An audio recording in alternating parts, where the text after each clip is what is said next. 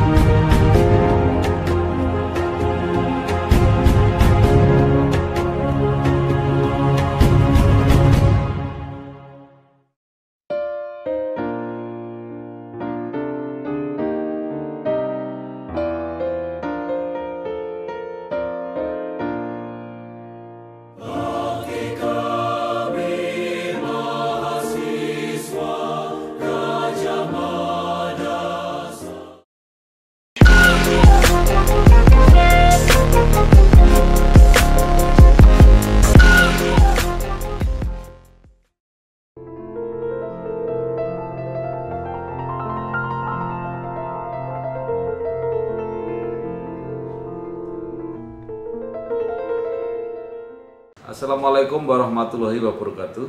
Waalaikumsalam warahmatullahi wabarakatuh. Bersama saya Bambang Sadono di kanal Inspirasi untuk Bangsa. Mudah-mudahan kanal ini selalu bisa memberi inspirasi, motivasi, edukasi, informasi, dan syukur bisa membantu mencari solusi. Kami sedang mempersiapkan beberapa video wawancara untuk ikut memberi makna 72 tahun Universitas Gadjah Mada. Saya sekarang sudah bersama dengan Bapak Mahmudi. Beliau adalah Direktur Produksi dan Pengembangan PTPN Holding. Apa kabar Pak? Alhamdulillah sehat. Sehat Pak Bambang? Ya, alhamdulillah. Pak Mahmudi mungkin bisa diceritakan pengalaman Bapak mulai dari ketika masih mahasiswa di Universitas Gadjah Mada, kemudian berkarir di lingkungan PTPN, dan sekarang menjadi Direktur Produksi dan Pengembangan PTPN Holding. Silakan Pak. Baik, terima kasih Pak atas waktunya. Jadi saya masuk di Universitas Gadjah Mada, Fakultas Pertanian itu tahun 1997, Pak Bapak Saudara.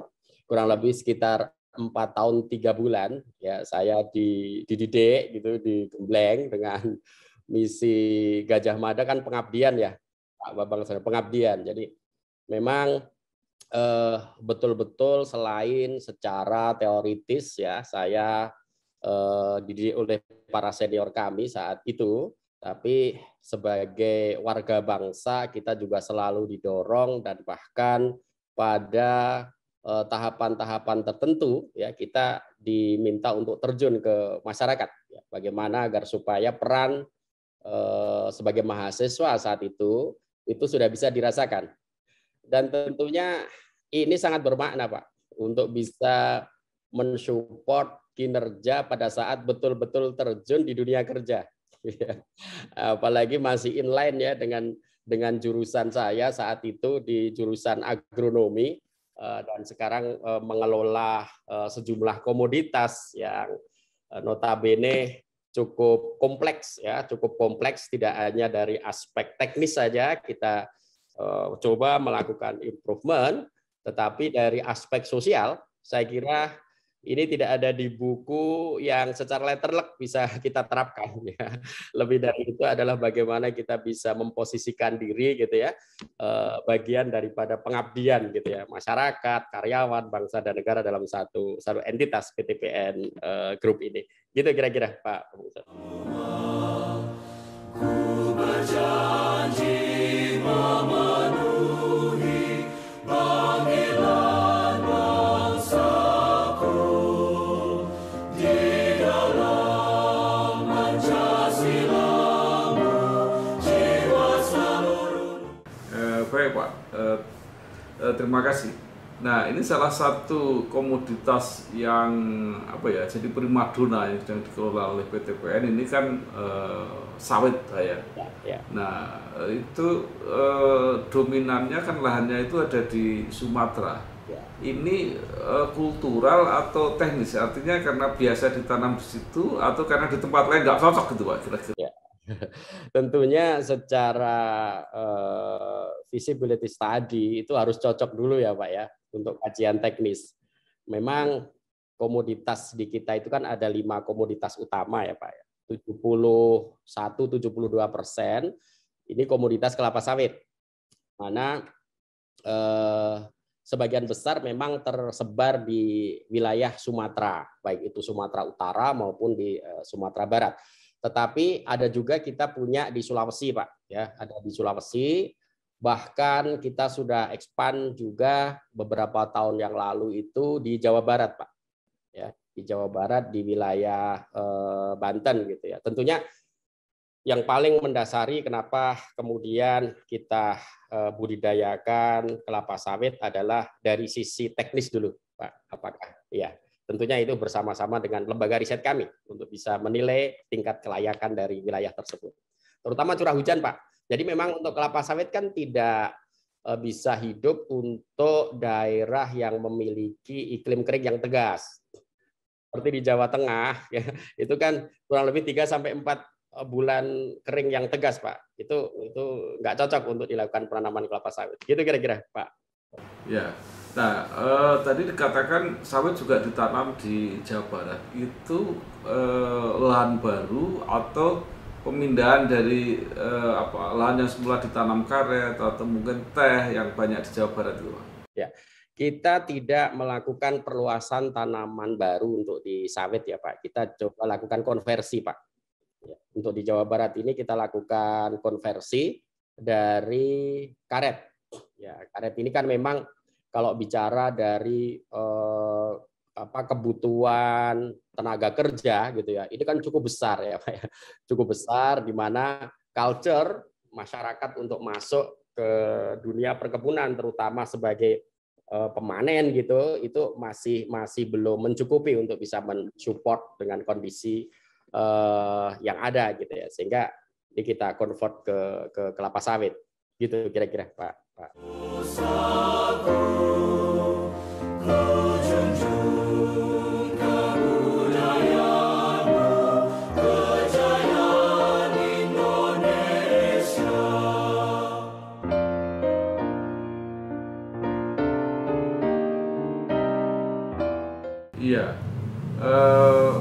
karet selain tenaga kerja itu mungkin juga soal harga Pak ya yang agak menjadi masalah. Betul. Memang sejak tahun 2011-12 ya, ini rebound kan baru 1 tahun terakhir ini ya Pak ya, untuk kondisi karet. Saya kira ini juga menjadi bagian pertimbangan kami selain dari sisi bisnis gitu ya, juga tantangan-tantangan di komoditas karet ini menjadi pertimbangan untuk sustainabilitas komoditas ini gitu ya. Sehingga memang kita Pak salah satu dari program holding dalam hal ini adalah upaya untuk kemudian kita coba tingkatkan kinerja kita coba fokus pada komoditas gitu.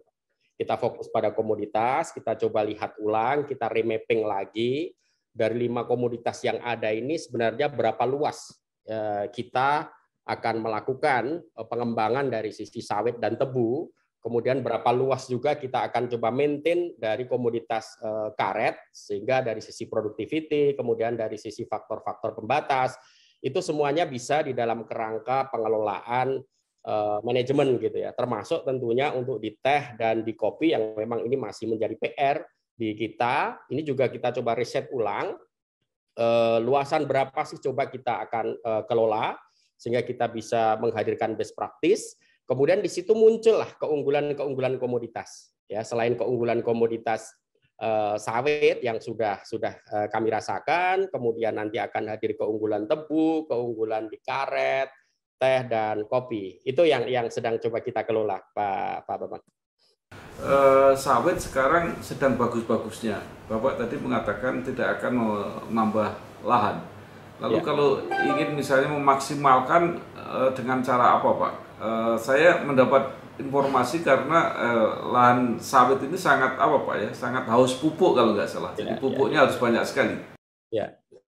Jadi kalau sebenarnya ada bukan berarti kita tidak mengembangkan, Pak ya. Kita mengembangkan tetapi melakukan konversi, Pak ya. Jadi sawit ini akan kita perluas melalui konversi dari tanaman karet. Ini banyak, ini sudah kita coba lakukan di PTPN 7 yang ada di Lampung, kemudian juga di PTPN 3 tahun ini mungkin sekitar 800-an hektar kita juga lakukan konversi di wilayah Sumatera Utara gitu untuk ke sawit gitu ya, Pak. Jadi ada hal lain, ruang-ruang yang masih bisa coba kita hadirkan untuk meningkatkan kinerja kelapa sawit ini yang merupakan backbone daripada holding, ya produktivitas, Pak. Bagaimana kemudian intensifikasi ini bisa kita lakukan, dan salah satu kunci yang paling mendasar di dunia perkebunan ini adalah budaya planters, Pak.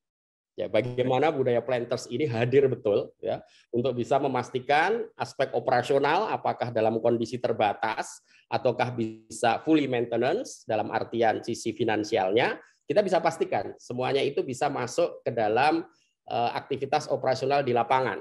Bahkan kultur planters ini memang menjadi modal besar untuk bisa mengeluarkan. Kalau bagi kami lapangan adalah ATM, Pak.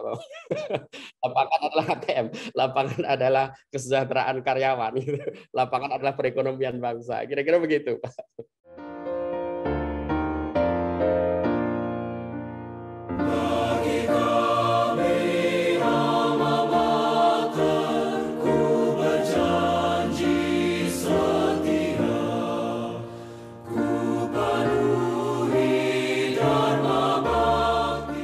Kalau soal pupuk itu betul, Pak? Harus padat pupuk itu? Betul, Pak. Jadi sebenarnya memang ini ada 3 program, kalau kami paretokan di komunitas kita itu ada 3 program yang kami sebut dengan PIL, Pak. Orang lapangan biasa ini kan, Pak, supaya mudah mengingat. Jadi saat sakit ya minumlah PIL gitu ya. PIL itu yang pertama pupuk, pupuk gitu ya. Ini yang terus kita tata, terus kita hadirkan gitu ya sebaik mungkin. Apakah dari sisi volume sesuai dengan rekomendasinya, atau juga dari ketepatan waktu. Berikut mekanisasi teknologi juga yang kita hadirkan untuk bisa menjawab persoalan tenaga kerja di pupuk dan efektivitas di pupuk. Yang kedua infrastruktur, Pak. Nah, ini saya kira infrastruktur jalan ini menjadi hal yang sangat mendasar bagi kami. Ini bisa menjadi quick win untuk bisa mengeluarkan buah-buah yang ada di lapangan gitu, Pak. Selama infrastruktur baik, ini pemanen juga akan semangat untuk bisa melakukan proses panen dan bisa terangkut sehingga dari sisi kuantum dan kualitasnya juga bagus. Dan yang terakhir losses, Pak. Jadi losses produksi gitu ya. Kalau saya sering ingatkan begini, ayolah kawan-kawan kita jadi orang yang bersyukur gitu ya. Kita minta produksi dikasih produksi, jangan sampai banyak yang tertinggal di lapangan ya. Kita minta kinerja keuangan kita bagus, ini banyak uang yang berceceran di lapangan. Ya alhamdulillah, Pak, untuk tahun ini bersyukur sekali gitu, Pak. Kinerja operasional kita ya kalau kita lihat secara makro, kompetitor kita itu mengalami penurunan produktivitas. Tapi bersyukur kita tumbuh nih, Pak, produktivitasnya hampir 10% pertumbuhan produktivitas kita di tahun 2021 ini. Untuk produksi CPO kita tumbuh hampir 15% untuk tahun ini dan disupport dengan harga yang bagus. Jadi ini rezeki anak soleh ini kelihatan. Jadi untuk membandingkan kinerja PTPN itu kan ada satu petani yang dikelola petani, dua PTPN, tiga swasta. Itu di Betul. mana posisi PTPN dalam arti produktivitas, Pak? Ya, kalau bicara produktivitas itu di kita persoalan yang paling utama disparitas, Pak. Kita kan mengelola 14 PTPN ya, Pak. PTPN 1 yang ada di Aceh sampai dengan PTPN 14 yang ada di Sulawesi. Ini disparitasnya cukup besar. Dan kita punya benchmark ya apa namanya perusahaan swasta. Jadi itu yang menjadi apa namanya target kami ya, target kami dalam sekian tahun gitu ya, kita harus bisa tuh untuk bisa menjadi swasta dan kita sudah paling tidak dari tahapan ini kita sudah bisa menghadirkan lah Pak gitu ya. Jadi pada posisi mereka turun kita justru tumbuh gitu. Kita justru tumbuh. Berharap sekali sih Pak, ini nanti akan terus kita dorong gitu ya agar supaya jangan sampai ada label bahwa perusahaan yang dikelola negara itu tidak lebih kompetitif. Saya yakin itu bisa.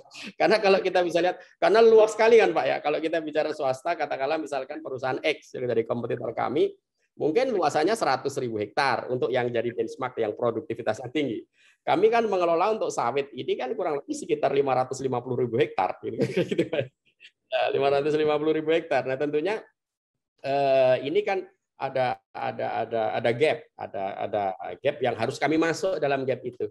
Nah, misalkan seperti tahun kemarin disparitas produktivitas kami Pak Bambang Sadana itu antara 8 ton ya 8 ton antar PTPN ya sampai dengan 25 ton per hektar tahun 2020. Tapi saya yakin di tahun ini akan naik, akan mendekat, mungkin mendekati di 13 ton. Yang 7 ton itu sudah naik menjadi 13 ton. Kemudian yang 25 ton itu bisa 26 ton ke atas gitu. Itu kira-kira Pak yang jadi semangat kami. Tetap mampu sebenarnya untuk itu.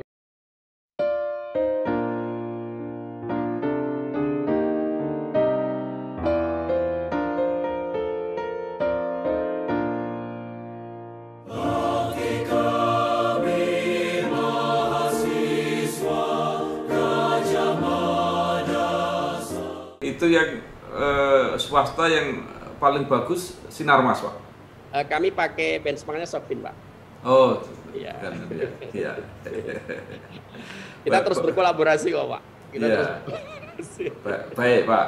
Sekarang kita pindah ke ini selain sawit kelihatannya yang ingin dikejar oleh PTPN ini kan kemudian tebu Pak kalau tidak salah.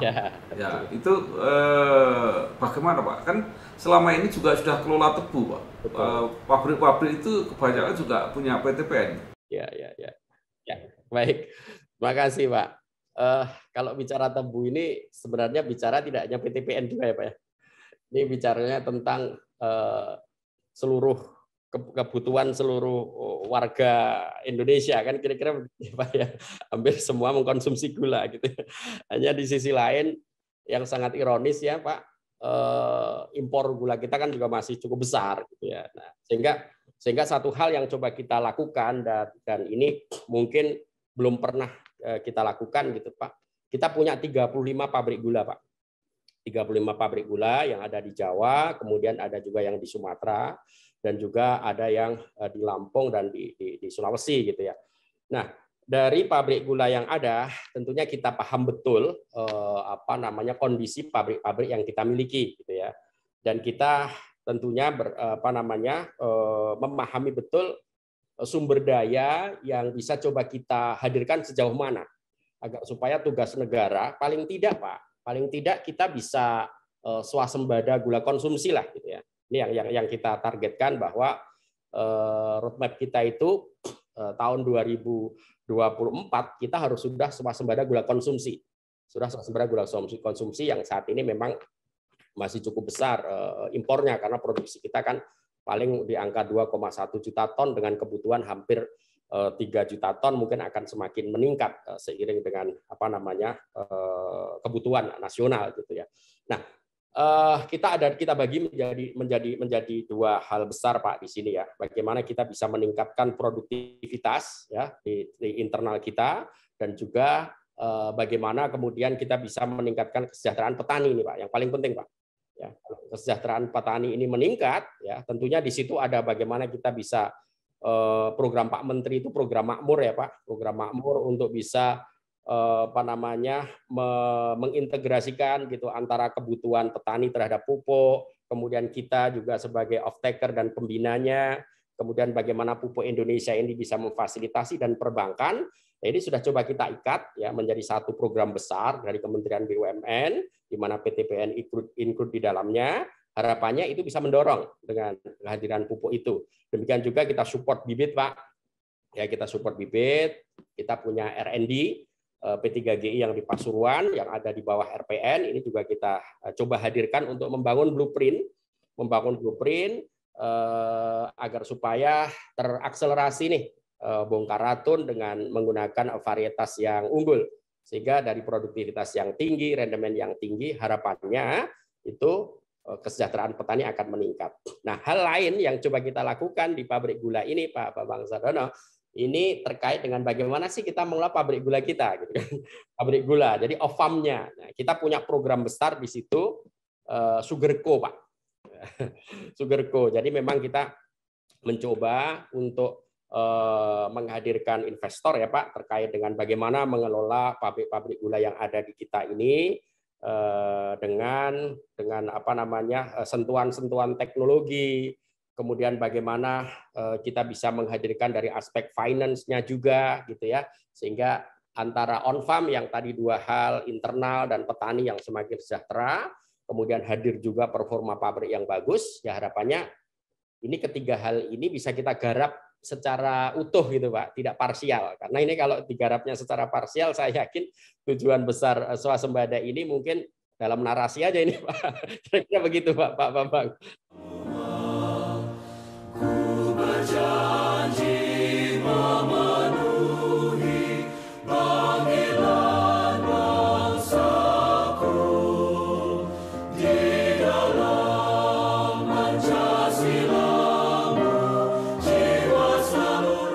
Pak Mahmudi, apa itu pengertiannya pabrik-pabrik itu diganti yang baru gitu atau seperti apa? Itu kalau nggak salah Pak Presiden pernah meminta itu. Ya, mungkin untuk tahap awal sebenarnya adalah bagaimana kita persoalan yang paling mendasar sebenarnya bahan baku nih Pak, bahan baku gitu ya. Untuk operasionalisasi dari pabrik gula akan ada opsi juga untuk pabrik baru sebenarnya, tetapi untuk tahap awal ini kita masih belum sampai ke situ. Kita mencoba melakukan revitalisasi, Pak. Jadi revitalisasi pabrik, walaupun pabrik di situ pabrik tua, Pak, gitu ya. Kalau kemudian pasokan bahan baku ini ada kepastian, maka di situ mudah secara teknis ya, Pak, kita untuk bisa melakukan setting ya peralatan-peralatan yang dalam pabrik untuk bisa memerah lebih optimum. Nah, harapannya di situ menjadi bagian dari target kita untuk bisa meningkatkan produksi. Jadi selama ini kan kita tahu lah Pak apa tebu wirawiri ya Jawa Tengah ke Jawa Timur gitu kan dari itu tebu bingung istilahnya begitu. Ini mungkin karena ya itu daerah saya itu Pak di Blora itu wirawiri ya. Tebunya. Iya gitu Pak sebenarnya Pak. Iya. Ya. Nah, sekarang pertanyaannya Pak, untuk memperluas lahan tebu itu, apakah PTPN tadi konversi lahan-lahannya sendiri, ataukah juga merangsang supaya petani mau memperluas lahan tebu? Betul Pak. Jadi ada dua apa namanya konsep untuk bisa menghadirkan luasan lahan dengan produktivitas sesuai dengan apa namanya kajian gitu ya. Yang pertama secara internal kita akan melakukan perluasan areal melalui konversi Pak Bambang, melalui konversi misalkan yang ada di PTPN 12 di sana ada kakao, ada kopi yang sesuai untuk apa namanya konversi ke tanaman tebu. Kita coba lakukan itu. Itu yang di awal tadi saya sampaikan, kita akan coba riset mapping areal kopi ya, kita lakukan pemeliharaan kopi seintensif mungkin pada luasan tertentu supaya hadir best practice gitu Pak. Jadi ini sebenarnya penguatan semua komoditas sebenarnya konversi ini Pak ya, penguatan semua komoditas gitu. Seperti juga mungkin ada di PTPN 7 itu juga sama. Kita coba lakukan untuk convert di situ. PTPN 9 untuk areal-areal yang memungkinkan areal datar gitu, itu juga coba kita lakukan untuk convert ke tebu.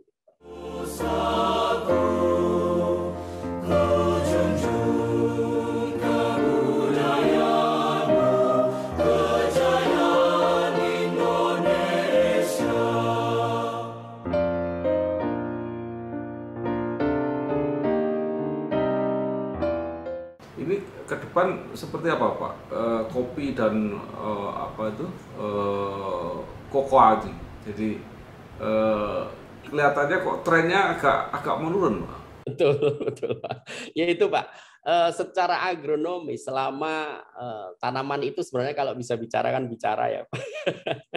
Secara agronomi selama tanaman itu disentuh ya diberi haknya ya akan ada impact yang bisa kita rasakan gitu. Ya kalau kemudian kita dihadapkan pada luasan areal ya dengan kondisi finance kita ya kita ukur baju bahwa kita nggak akan mampu untuk bisa menyelesaikan itu gitu kan.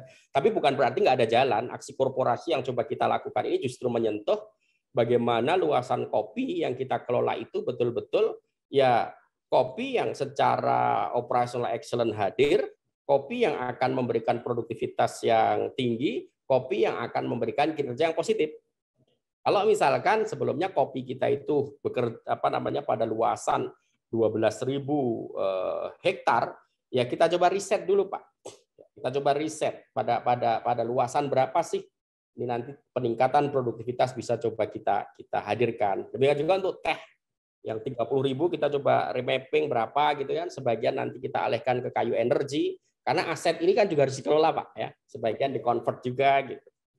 Saya kira begitu Pak. Iya, iya ini memang apa itu konversi ini banyak yang mengincar lahan-lahan PTPN. Ya. Bahkan kebutuhan di luar perkebunan pun untuk perumahan gitu ya. Kemudian sekarang ada yang di Batang itu malah untuk kawasan industri, Pak. Ya. Nah, itu seperti apa? Ke depan itu termasuk programnya PTPN? Ya, karena kalau kawasan industri Batang itu kan merupakan proyek strategis nasional ya Pak ya, di mana di situ serapan tenaga kerjanya juga cukup besar. Apapun kita adalah bagian dari itu gitu ya, bagian tugas dari itu. Sehingga memang kawasan industri Batang itu menjadi satu kawasan di mana untuk PT PNU menyediakan lahan di situ. Harapannya Pak Bambang Sadono itu bisa meningkatkan perekonomian yang ada di sekitar wilayah Batang. Kita sebenarnya juga punya kawasan industri di Semangke Pak, di Sumatera Utara sana juga. Bagian daripada portofolio kami. Selama bisa memberikan kontribusi yang lebih gitu ya bagi bangsa ini, yaitu menjadi tugas kami untuk kemudian bisa hadir. Kira-kira sih begitu Pak Bang. Proyek strategis nasional gitu, Samikna wa Ata'na kan.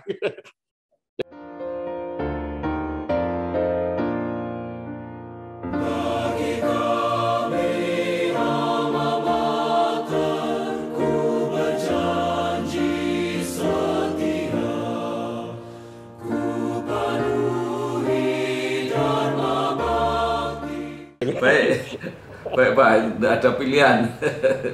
Nah, beberapa tahun terakhir sawit luar biasa, keuntungannya PTPN cukup besar dari sawit ini. Tapi tiba-tiba saya melihat ada data, entah benar apa enggak, ini PTPN termasuk BUMN yang utangnya besar Pak. Gimana Pak? Iya, iya Pak. Saya kira itu menjadi PR kami Pak ya, menjadi PR kami. Di mana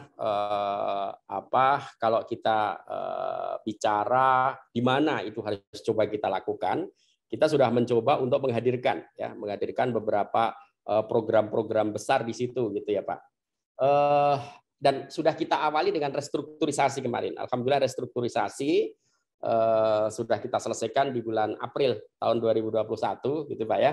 Kemudian diikuti dengan penataan dari aspek fokus operasional, kemudian ada program EBITDA transformation gitu ya Pak. Kemudian juga ada bagaimana peningkatan kultur planters kita. Harapannya memang sejumlah pendanaan yang coba kita hadirkan itu harus memberikan dampak positif ya terhadap kinerja keuangan. Dan bersyukur sekali sampai dengan bulan Oktober untuk kinerja net profit kita itu sudah di ya 3T lah, bersyukur alhamdulillah gitu Pak ya. Dari sisi produksi meningkat, kemudian dari sisi harga juga cukup bagus. Mudah-mudahan ini menjadi awal ya untuk bisa menyelesaikan yang Bapak sampaikan tadi. Untuk bisa menyelesaikan bagaimana kita bisa melakukan investasi dan juga bisa memastikan aspek operasional ini betul-betul menyentuh pada hal yang sesungguhnya diperlukan untuk keluar dari kondisi seperti itu. Itu kira-kira Pak. Ya. Mudah-mudahan ini termasuk salah satu apa ya yang BUMN yang menjadi titik kuat lah ya untuk perekonomian bangsa ini. Nah, Amin. Semangat UGM Pak, ini kan UGM luar biasa Ya. semangat pengabdiannya pada masyarakat, pada negara ya, yang bisa diterapkan untuk mengatasi manajemen PTPN ini. Ya, sampai dengan saat ini kami terus berkoordinasi Pak ya. Kita bareng-bareng mengadakan webinar kemarin terkait dengan Sugarco. Kita ada peran dari akademisi untuk menghadirkan riset dan inovasi. Kita memerlukan itu juga. Kita berkolaborasi dan kita sedang menyusun itu, Pak Bambang Sadono. Kita sedang menyusun bersama-sama dengan Fakultas Pertanian UGM untuk melakukan riset ya, untuk mensupport program-program kami gitu ya. Tentunya akan lebih apa namanya memberikan implikasi yang lebih komprehensif apabila memang hadir dari sisi akademisi di situ gitu ya. Kemudian hal lain yang tadi kami sampaikan Pak ya, kami tidak bisa lepas bahwa pengabdian masyarakat ini menjadi poin penting ya melalui TJSL Pak ya. Ini menjadi poin penting agar supaya operasional ini juga bisa terjaga dengan baik gitu ya. Harapannya sih dengan ilmu pengabdian masyarakat, kemudian pada posisi kami, kawan-kawan kami di lapangan, para planters yang bukan pagar tembok lagi gitu ya. Bukan pagar tembok tapi pagar silaturahmi gitu ya. Yang atau dulu orang bilang sebagai pagar mangkok tapi tidak lebih dari itu. Tidak hanya sekedar itu Pak ya, tapi pagar silaturahmi ya. Ini menjadi kekuatan besar bagi kawan-kawan untuk bisa hadir bersama-sama gitu ya. Lepas dari apa namanya, tidak semuanya bisa kita selesaikan, tapi paling tidak selama kita hadir maka kita harus memberikan peran yang lebih gitu ya, terutama di nilai-nilai Universitas Gadjah Mada ini kan pengabdian masyarakat di situ. Kira-kira begitu Pak Bambang Sadono.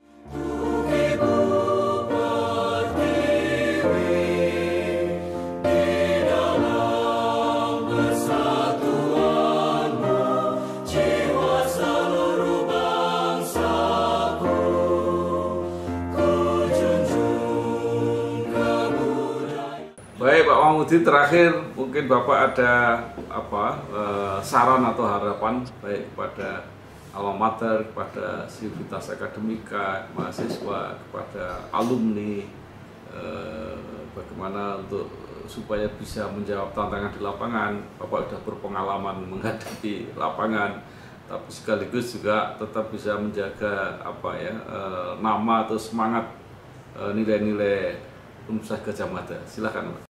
Baik, saya kira dimanapun sekarang kita berada gitu ya, ini adalah satu bagian dari amanah.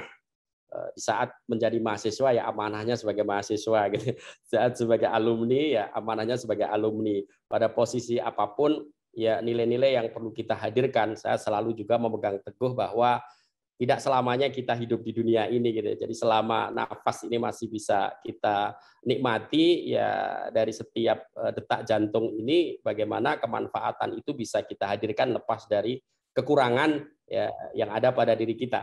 Kalau kami selalu sampaikan ke kawan-kawan ya khairun nas anfa'uhum linnas gitu ya. Berusaha ya mungkin bukan yang terbaik tapi berusaha untuk menjadi insan yang baik. Dan kuncinya menjadi insan yang baik itu adalah bermanfaat bagi kemaslahatan. Ya bagi siapa saja kemaslahatan itu tentunya bagi bangsa dan negara, bagi perusahaan kalau kita ada di perusahaan, bagi universitas yang kita mungkin sedang berada di dalamnya gitu ya, untuk menjaga nama baik dan terus mengembangkan. Kalau sedang berada di masyarakat ya bermanfaat untuk masyarakat. Saya kira itu mungkin Pak Bambang Sadar.